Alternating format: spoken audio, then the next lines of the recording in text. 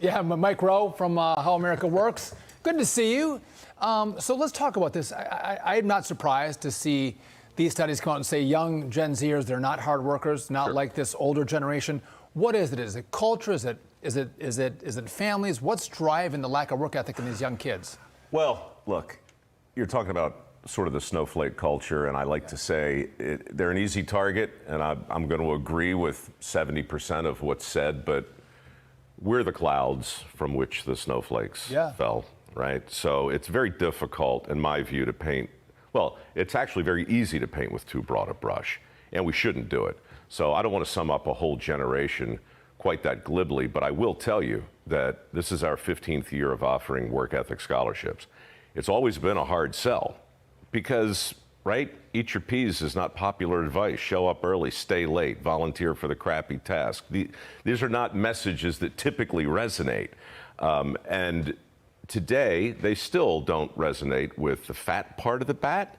But when you start to do the calculus, when you look at the cost of a four-year degree, when you look at the cost of a skill that's in demand, when you look at $1.7 trillion of student loans on the books juxtaposed with 11.5 million open positions, most of which don't require a four-year degree, you don't need to be a PhD to conclude that we're lending money we don't have to kids who are never going to be able to pay it back, to train them for jobs that don't exist anymore, which is, what's the word?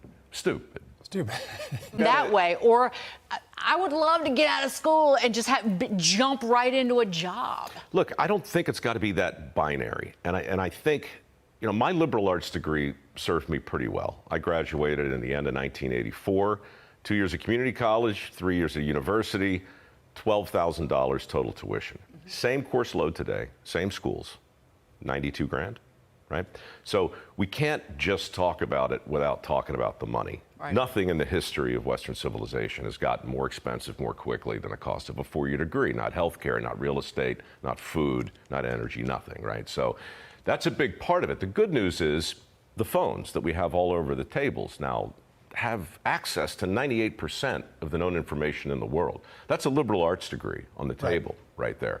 So if you have a curious mind, and you happen to have a skill that's in demand, say you're a welder or a steam fitter or any of the vocations my foundation focuses on, you still have at your disposal and probably in your pocket a golden ticket to anything you could ever want to know. So I just don't think there's ever been a better opportunity to work and to be informed on all fronts than right now, April 2023. What do you teach? How do you teach work ethic? So personal responsibility, a positive attitude, delayed gratification is a big one. There are 12 tenets that we basically point to unapologetically with more earnestness than I'm typically guilty of embracing. And we just say, look, there's nothing new under the sun. I don't know any successful person, absent some trust fund babies, who haven't embraced all of these tenets at some point in their life. So if you look at what's happened in the language, right, the war we've waged on words like work ethic, these very things I'm talking about have been affirmatively scrubbed out of HR manuals in some of our biggest companies. Is this racist, Mike? Could be that, or it just makes people feel like it's their fault if they're falling short, which it is. It might be. It is their fault. 6 in 10 workers say they feel burned out, and that is a higher proportion than felt burned out during the pandemic.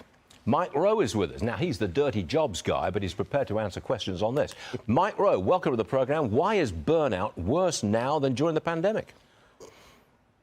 I'll tell you, I don't think, and this is controversial, I always get pushback, but I'll just say it. Why is burnout always blamed on the work? Why is it blamed on the job?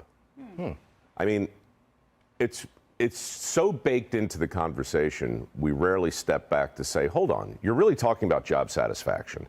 And if you set the table with the idea that your satisfaction on the job is going to have everything to do with the job and not the jobber, then you've immediately entered this space where you're going to look around and say, oh, well, you know, work's the problem. That's what we do, by and large, 1,000 different times a day in 1,000 different ways. We blame the work.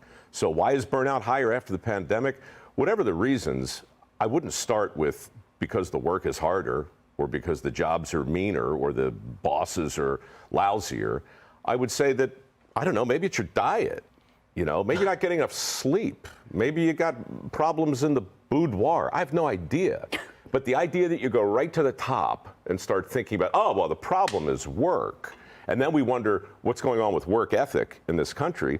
Well, that seems to line up, right? If work is the proximate cause of all our misery, then it's going to be the enemy du jour all the time. Very interesting. I've not heard that Well, one I'm a before. fascinating guy, Stuart. Yes, Ask you me are. another question. I've got a real good one for you. Okay. College costs. Yeah. Up and up and up and up for years and years and years.